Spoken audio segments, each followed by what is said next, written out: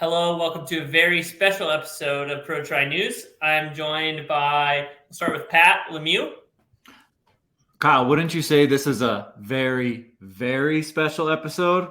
I would say it is very, very special, yes. For the two very, very special guests we have today. We have two guests, correct. So we have Talbot Cox joining with the Olympic champion, world champion, Ironman 2021 world champion, Kristian Blumenfelt. Hello, how are you doing? And just Talbot Cox, the photographer. What's up? And then Chelsea has made her way to Boulder, Colorado to visit with her training partner and best friend, three-time world champion, Olympic champion, Flora Duffy. Hi, guys. Hello. Thanks for having me. I actually came here specifically to get her on the podcast. Yep. There was no other reason for the trip. So. This is true. This is Chelsea's day 2 here, and here I am on a busy training day. She's got me on the podcast. So that's all it takes to swindle you to get you on the podcast is just fly out there and just invade your house and say, you're coming on the podcast or else. Yeah, I also had to do a run workout. I'm dead. Tell us about this run workout. What did you guys do? Well, I said I had to have carbon shoes, and I didn't make it through the whole thing, but we ran on the track, the road, a mix. She's ready, guys. Yep. Did she loan you some carbon shoes? Yeah, she did. That was my rule. I did. I luckily have a collection here. So Chelsea got some top-notch shoes to wear. And we also had Tyler Butterfield join us, my mixed team relay teammate for Birmingham. So Wow. Yeah. While you and Kristian are both on here, what's the difference for our listeners between the new carbon shoes? It's a Meta Speed and what? The difference between this year and last year? Yeah. So it's Meta Speed, Sky, or Edge, and then it's Meta Speed, Sky, Edge, and Sky Plus. So I think it's a little bit how they're putting the carbon and the foam. Can you guys tell a difference? Yeah, I noticed a difference. I like both of them, both of the upgrades. I would say the upgrade of the Edge has been really, really nice and quite surprising. I've been training a lot in the Edge Plus and racing in the Sky Plus. So they feel different, but not a bad difference, just noticeable. Maybe still favoring the old shoes from last year. Really? Is it because it's long distance or what? I'm not sure. I think it has to do with the stride. And also the way the heel and the drop is. So I prefer currently the Metaspeed Sky still. So that's the one I'm still racing on. Nice. So contrary to popular belief, this podcast is not sponsored by ASICS. That would be a cool sponsor, Kyle. That would be a good one. Flora, you're gearing up for Com Games this weekend. So tell us how the training has been and what you're most excited for. Yeah, Commonwealth Games is in two weeks, just over 2 weeks, which is exciting. It's kind of strange to think I'm going straight into another games right off the back of last year. I feel like I'm still recovering from that whole Olympic build, and here we are going into Commonwealth. So it's caught me a little bit, I wouldn't say off guard in terms of my training, but maybe the maybe focus or I don't know. Energy. Yeah, that's the better word I've given it. I do go in as a defending champion. I won in 2018, which at the time was one of the bigger races I won and was very great to win. It was, Bermuda doesn't win many medals at these sort of big major games. So that was cool, but it felt like, cool, I won in 2018. Like that was a great check. Let's go into the Olympic build now. And so now I'm through the other side. I'm like, oh, wow, here we go, Commonwealths. But it's going to be a great field. The women's field and the men's field are really, really good. So in the women's field, my biggest competition is Georgia Taylor Brown, who's my biggest competition in the World Series. So it's going to be, I think, a really exciting duel between the two of us. It'll be her first Commonwealth Games, and it's at home in England. So I think it's a big, big focus for her. And then alongside her is Sophie Caldwell, Beth Potter, non-Stanford, and then a few of, the Aussie and Kiwi girls. So yeah, it's going to be a really great field over sprint distance. Pat's asking a question. We don't know anything about the course. Wetsuit swim. Oh, okay. Is the bike hilly? Is the run? What's the run like? Give us some insight into that. Okay. Yeah. So it's a sprint distance. From what I know, water temperature really depends on what's happening in the weather there. If there's a heat wave right now, so if it stays pretty warm, non-wetsuit swim. The bike, from what I've seen, reasonably technical, pretty flat, but the run is really hard. Well, I say really hard. It's hilly. It's basically uphill, downhill, 2 laps of that, gradual uphill. Then it kicks into a pretty steep uphill, which is quite long, and then starts to descend back into transition. So 2 loops of that, which I think it'll make it quite challenging. And then I've got another question. Is this, I can't remember, did they do a sprint format in Gold Coast, or is this the first year? So this is the second time it's been a sprint format. Yeah, second time. Sprint and relay. Yeah. And then how many comm games have you competed in? Yeah, I've competed in a few. Melbourne 2006. That was actually my first ever elite race. I was 18 and I'd never done anything really big, and off I went, which was ridiculous. Now I think back to it. So 2006, Glasgow 2014, Yep. Gold Coast 2018, and now this Birmingham 2022. So it's my And it fourth. wasn't that you didn't get selected in 2010 for the comm games. It's that there was not a triathlon in the comm games in 2010. So I don't want the listeners to think that you didn't get selected that year or something happened. There just wasn't a triathlon. Yes, correct. Because it was in India, I think. Mm-hmm. And I guess, they get to sort of select what sports they want. And so triathlon got subbed out for something else. That would have been an exciting swim. Oh, gosh. Yeah. No, thanks. So Flora, something we were talking about earlier before the podcast, Commonwealth Games, they don't award any points for WTCS, correct? No points. It's a standalone race. No prize. Points and no prize purse. No. But I mean, at most major games, there's not a prize purse. Right. Yeah. It's all for the glory. For the glory of winning a medal at games. Wow. Yeah. Does your country reward you any money? Do countries do that? You're getting kind of personal. You're just digging right in. No. I mean, you know how doesn't Team USA reward Team USA when they win an Olympic gold medal? $12,000. Do countries do that or no? Depends on the country. Yeah, I think it would depend on the country. Oh, okay. I didn't know if that was pretty standard. They're going to give Flora another key to the country. Yeah, they give her another 1/4 of the island. Does the IOC give you guys money for winning a gold medal? No. I mean, yeah, I guess certain people would probably have big bonuses written into their contracts for Olympics. Singapore gives you $1 million. Wow. There's no prizes. That's cool. $1 million. How'd you know that? Someone told me. I can't remember who. For Olympic gold, Singapore. Wow, that's unreal. So Flora, we know that you've been trying to get to a 70.3 race this year. Unfortunate circumstances have prevented you from doing so. Have you started talking to Ironman and saying, "Hey, I got a gold medal from the Olympics. You want to give me a slot to World Champs?" You think they know she has a gold medal? It's good. She should probably tell them. Yeah, they're probably pretty clueless. Yeah, it has been such a series of unfortunate events trying to get my 70.3 world slot. Which, getting COVID in Chattanooga, and then my bike never making it to Mount Tremblant, which, I listened. Chelsea gave me a heads up that she might have just, been a little thrown me under the bus on the recap of that race, saying I should have arrived earlier. Yeah, let's take a vote. Do we all think she should have arrived earlier? But you said that your bike never even left Denver, though, right? It didn't. Yeah. So even if I flew on Thursday, there's no guarantee that it would have gotten on the Friday or Saturday flight. So we had to like hunt it down in Denver when we got back.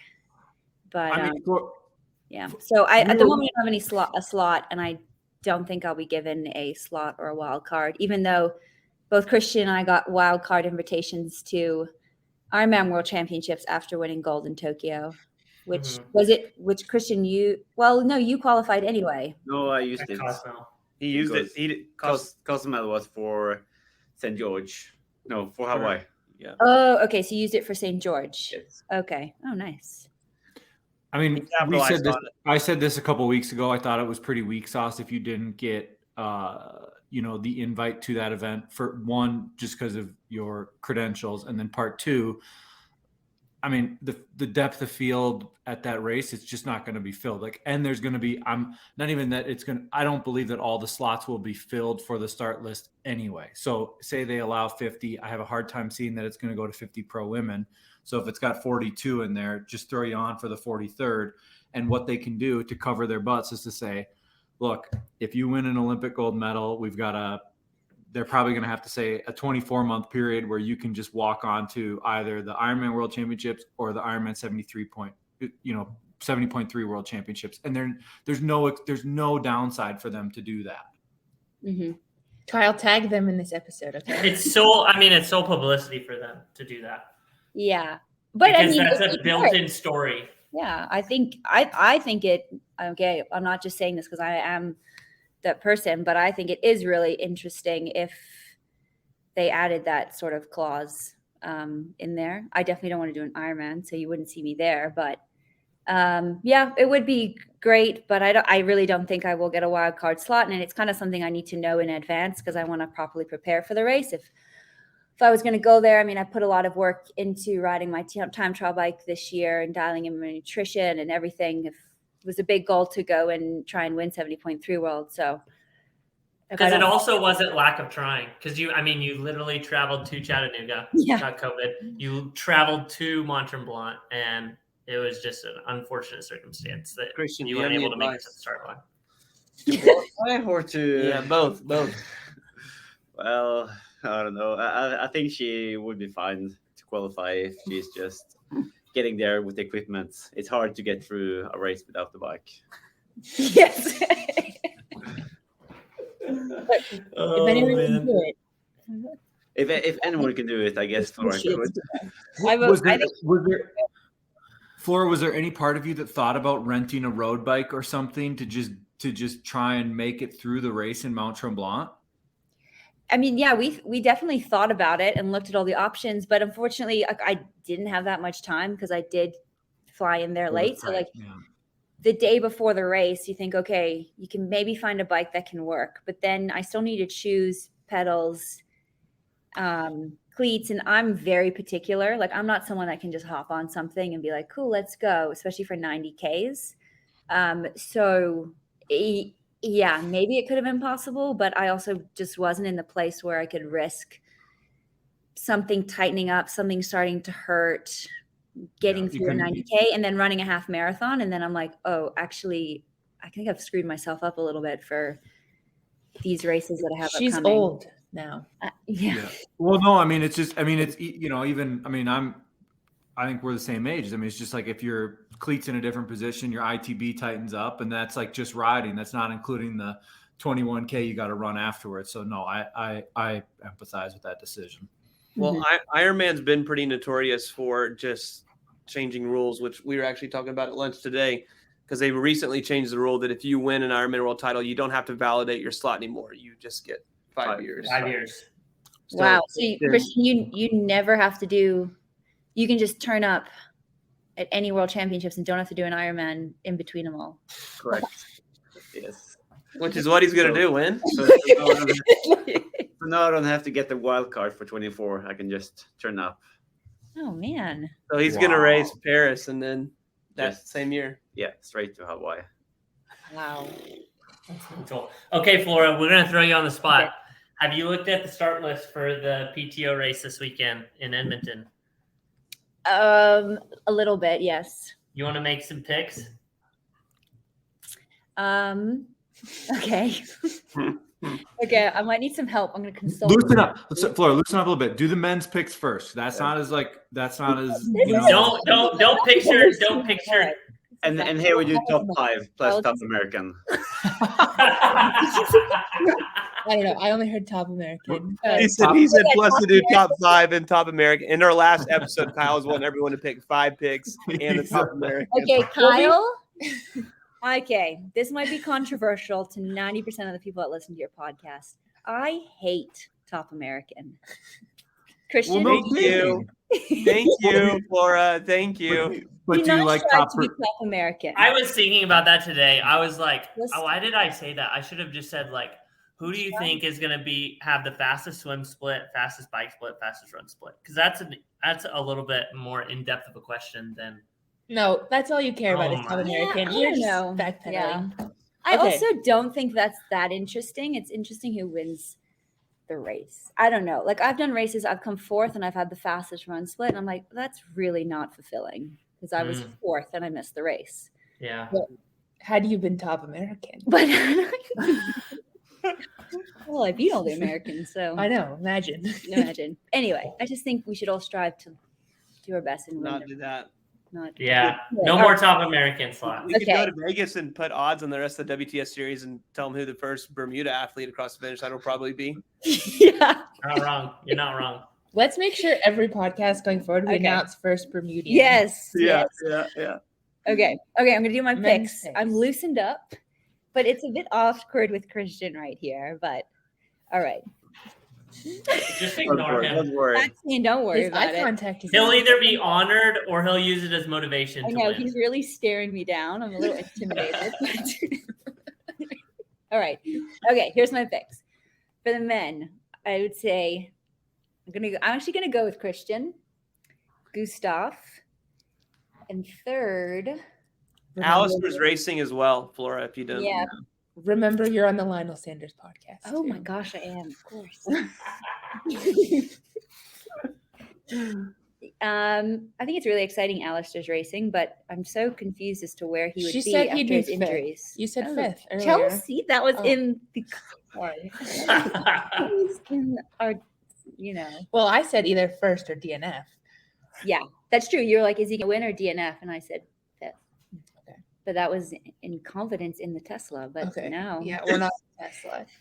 Okay, 3rd place. I need a bit of help, Chelsea. Okay,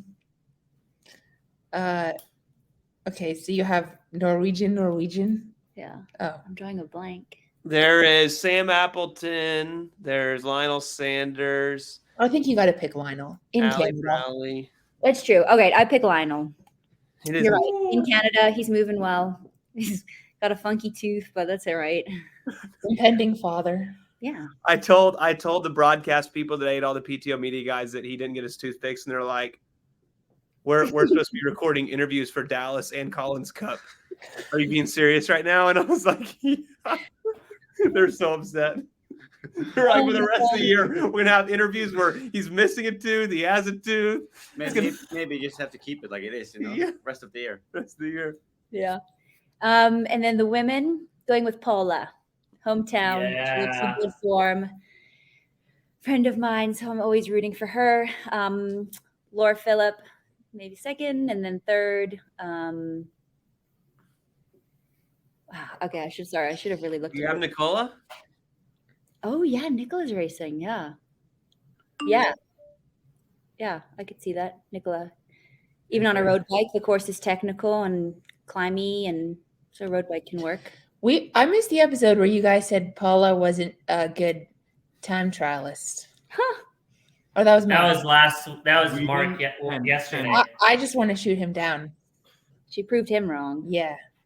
He didn't say it like that. He said it more in the sense that, like, is it that hard to win the Canadian National Time Trial Championship? That's what he said. Probably not, but she's still really good. Yeah, I agree. I ain't discounting the one's world championship or national championship. Kristian. Oh, and then who's your top American? Oh, sorry. That category doesn't exist to me. Okay. Now we have to have Kristian pick his picks. I'm But you not have to- sure it's- who it's is racing really. I think Wait, only- Kristian, did you buy an Edmonton Oilers shirt for the race? yes, for the podcast. Wow. Still missing one bag of clothing, so I had to go shopping. But That's what you yeah, got. for my top 5, I have to say myself first. Gustav second. If Ali is racing third, and Lionel fourth, with top American Ben Knut fifth. Wow. All right. Were you intimidated by his workout video he posted this week? Lionel's. No, Ben Ben. Knut. Oh, I haven't seen it yet. Oh, okay. We'll have to have Talbot show you whenever you get done. He's just And doing what Oh, about the yeah, women's the- race, the Kristian? sprint thing. Yeah, I saw it. Yeah. He will be quick in the water by those. What was your question, Pat? Who are his picks for the women's race? I will say I hope to see Paula up there like she did in Daytona. That'd be good. Do you follow women's racing? Yeah, I follow, but Shirtless. Yeah. is racing. I barely know who is racing. Emma in the male. Pallet Brown, Nicole Spierig. Emma for third with a strong run, Yeah. and who is You gonna Laura Phillip? Kelly Phillips? Salthouse. Laura Phillips second, Nice. and Nicola fourth. Call it for. Top American? He's like, I don't know any American women. He's like, wait, there's some American woman. You make it tricky for me. Go with the no. Go with the Danielle North. Lewis because he's talking to her at the pool today. Yeah, Daniela Lewis. All right. There we go. Easy. All right, Flora, when are you going to do your first Ironman? Oh my gosh. Kristian wanted to know. He was just curious. I don't know. I don't want to If put it out there. If you win Paris, will it go straight over? In the next 10 years. Oh yeah, I'll do it anywhere between the next 3 to 5 years. No, not 5, 3 to 4, 2 to 3, 2 to 3. Would you attempt to juggle like Javier and Ali did? Or No, would you go one or the other? no, I would go one or the other. I mean, Kristian might prove everyone wrong, but I think it's very difficult to go from Ironman back to short course. So I don't want to do that. Now you really have to win Bergen. Yeah. Sprint distance. Yeah, I think it's tricky to do it all the same year. But luckily, I Yes. have a year and a half, 2 years on me to find some leg speed again. Okay, so your plan would be then to take a Hawaii. little bit of break from the long course stuff in the build up to Paris. Yeah, so I'm not going to do anything next year. Okay. So it's Hawaii this year, and then I kind of do as I did before Tokyo and having, just focusing on Paris. There's Yeah. only one person who's tried it in 1 year. Well, no, but that's relevant. And he's not here. Gustav. Yeah. Yeah, he didn't have too much success coming back to sprint distance in Leeds, but I'm kind of guaranteed that would be better in Bergen for me than what he did in Leeds. But okay, but get this. Alex would swap between the two as well, no? Yeah. He's done it pretty. You know who attempted to go back to the Olympics too after he won Kona? Who? Macca. Who? Christian Cormack. Oh. Well, but I will say that's different trying to go to the Olympics and trying to win the Olympics. Yeah, fair. What have you talked to Gustav? Did he say what was wrong, or did he say he just not have a good day? In Leeds? Yeah. I think it was a shock for the system and just missing a little bit of they did some mistakes in T1 and suddenly from being last out of the water to be 10 seconds from second last, then it's a long ride trying to catch up on the course. So I think just everything went a little bit wrong on the day. Have you attempted to do? And also sprint distance isn't his strongest distance like naturally. Yeah. So it's not like he got anything for free there. Have you attempted to do any of your short course workouts since you started doing Ironman stuff? Can you do any of them or hit any of the numbers? Yeah, like the threshold part and kind of the the base training is the same. So, for example, the last 5 weeks has been very similar to what I would do in a build-up for a short distance race, but I'm missing the last 4 to 5 weeks of high intensity training.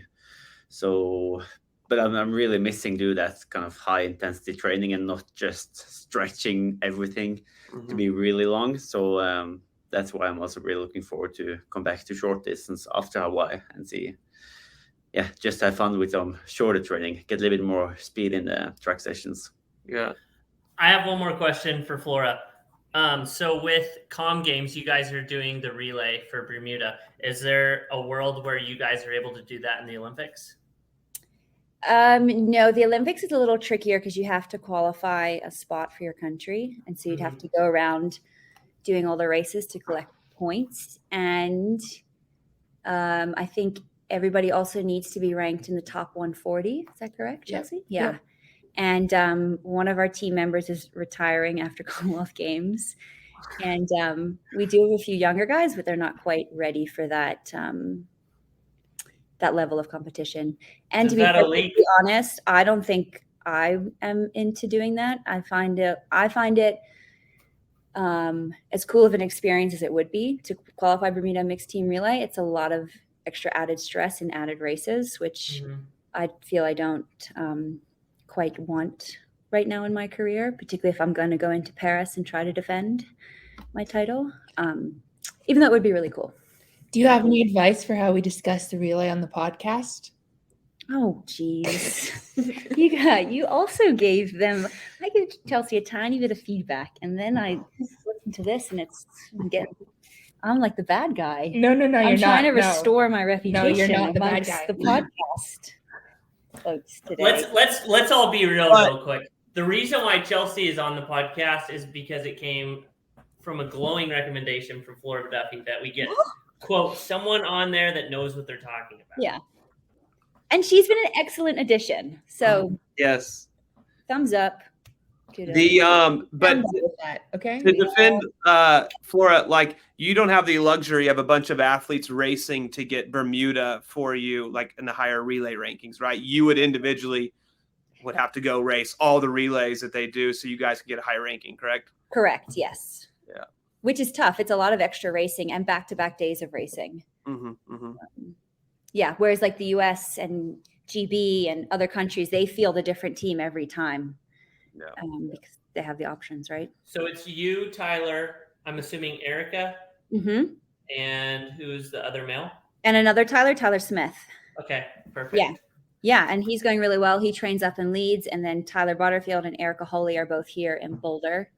Erica got on the podium at Long Beach last weekend, right? Yeah, she did. Yeah, she's pumped. So that's great. She's got some good momentum behind her. And yeah, they're really excited because they're Erica Holy and Tyler Smith are both doing the individual race. So they're super excited for that. And then we'll come together for the mixed team relay. And of course, now we're arguing about the order, mostly between me and Dan. Chelsea's also giving her 2 cents of which order we should go. I'm on Dan's side. Is it male, female, or? Correct, yeah. Pat. I have one last question for Kristian and Flora. You guys are both running the aero bars on your road bikes still, correct? Correct. Are you sad that the rule's changing? I go for yes, I am. I have no idea why that rule is changing. I'm pretty annoyed about it. I was actually talking to Chelsea about that today. So I'm definitely going to ask. They didn't really give a proper explanation, in my opinion, nor really ask the athletes. So yeah, I'm quite annoyed about it. Explain to our listeners what's going on, Pat, because I am confused on what's going on because I haven't been. So I think well for years, draft legal triathlon, the difference was, and the point of difference that they had was that you were able to use aero bars, or sometimes called jammer bars, on your road bikes, and the tips of the aero bars could not extend past the hoods where that are your brake shift levers. But if you've ever used these, even the shorter version, it is significantly faster on a road bike, I believe. Like I would have loved to have used these bike racing because you can absolutely go faster. So in 2023, the ITU has changed the ruling that just said no more no more aero bars. No, you're just running like a standard road bike. No clip-on bars at all. And also from last year, mine bars has been banned because they are building too much. So going into Tokyo, they had a word wrong in the rules to ITU, so we could build a much steeper. But now for this season, they have changed the word correctly, so now they are banned. So I haven't got myself some new bars for this season. But I think it's very different from a road race where you have domestiques helping you around on the bike versus in triathlon where you have to make kind of everything yourself. Like if you want to be aggressive, you have to be in the front and take win. So I'm not sure how it will impact your racing. So there's no aero bars, but will you see manufacturers making larger, like, I don't know what the exact thing is, but for the bars, for you to set like your forearms on it, will you see thicker? Is there a thicker? I think it's the same as in road bike now that you can't be in the Superman position, or no, like not Superman, but like the tuck. No, like being in the aero position without having the bars. They're gonna keep looking at how the UCI navigates how the new handlebars come out, and they'll follow, I'm assuming, those rules. So you're not going to see in road racing, you saw some guys riding 34 or 36 millimeter wide bars, but they were the fore aft of them was very long, so they could rest their entire the bottom of their forearms on those, and the UCI banned those. So you'll continue to see as the modifications happen. I think it'll be a little bit of a moving target with the rules, but they've made it clear no aero bars Jan 1, 2023.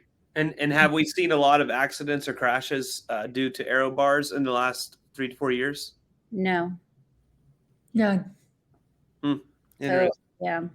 Two more things real quick, since we got both of you guys on. 2 things that are very controversial to us on the podcast. One being cones and non-technical courses. How do you guys feel about those? Oh yes, the cones. That's favorite. I'm here. I can't wait to hear you guys' reply. I prefer natural courses, like where it's not the feeling that you're riding on the parking lot and just kind of making a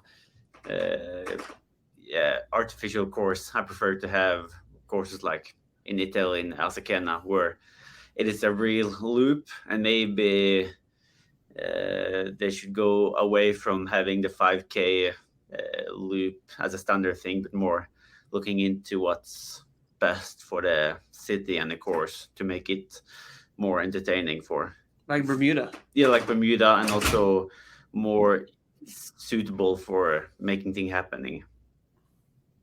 It's good. Flora? Yeah. I guess I don't mind the technical courses too much. But yes, I do agree that sometimes they are, I guess, I mean, they only have certain space to work with, so they've kind of got to do their best.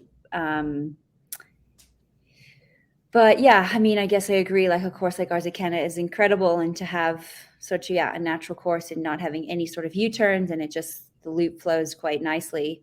But yeah, that's pretty hard to do in city centers. So you oftentimes have to have like 1 or 2 U-turns. I guess sometimes the cones are a little overused. I do remember the first year in Abu Dhabi on that racetrack, there was the high point of the course, and you looked over on the course, and it was just a sea of cones because they cut the road into 2. So you're taking all these hectic like off-camber corners, and there was cones in the middle, and it was crazy. But the course has since radically changed since that year. So I don't know. And also, I guess fences is much better than cones, especially when you're splitting a course, because it's so annoying when you see people going outside of the cones to either pass people or to do the turns, or if they're having too much speed. So then it's better to have a fence, so they either have to brake or crash into. Just like a technical advantage. Yeah. Though one of the fences blew over in Hamburg. It was so windy that day. I saw that, and people were trying to like in the middle of the race, right? Yeah. I nearly went into it. I was like, oh geez. Oof. But yeah, that was just wow. windy. And then the last thing I would say would be motorbikes on WTTS courses. Oof, another It's almost controversial topic. Yeah. It's Oh, hard because it's kind of black and white. You have to choose between getting coverage or getting motorbikes on a course. And obviously we'll always pick getting coverage versus motorbikes. But I just want to hear your guys' insight on that. Mm-hmm. Yeah, no, I agree with you, Kyle. And at one point, I think it was in 2019, and I was injured this year, so I was watching a lot of races.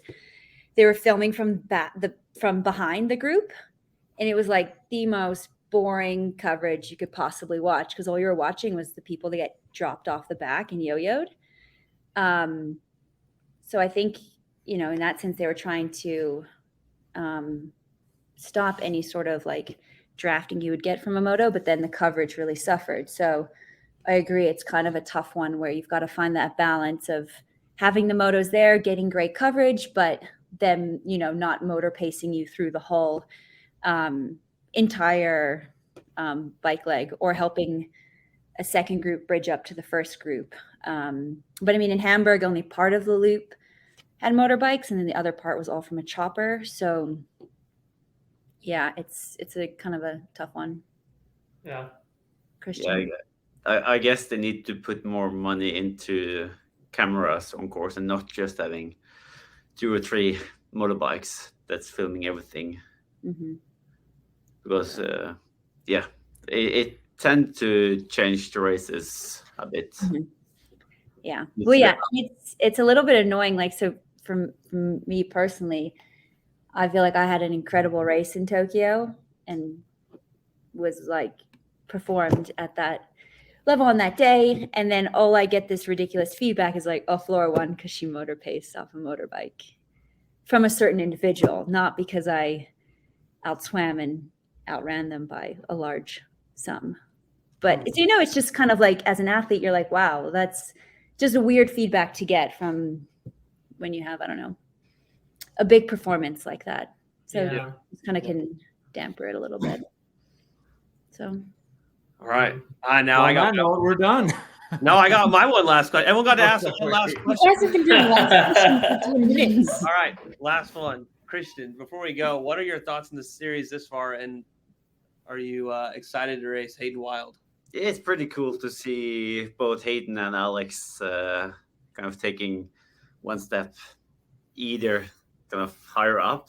So that would be cool to see. I know that both Gustav and the guys in the national team, they are saying that the level is so much higher this year than compared to last year.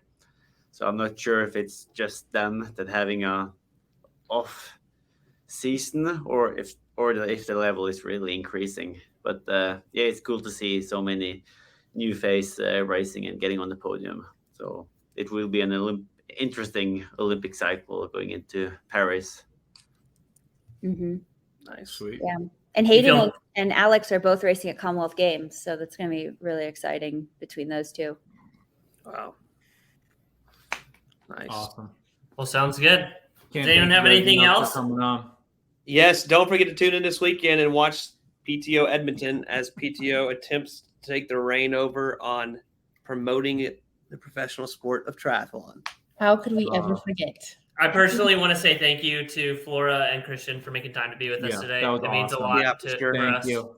So Thank you so much. For having us. Be sure to follow them on social media, all forms of social media, YouTube, Instagram, Slow Twitch, Strava, etc. Thanks.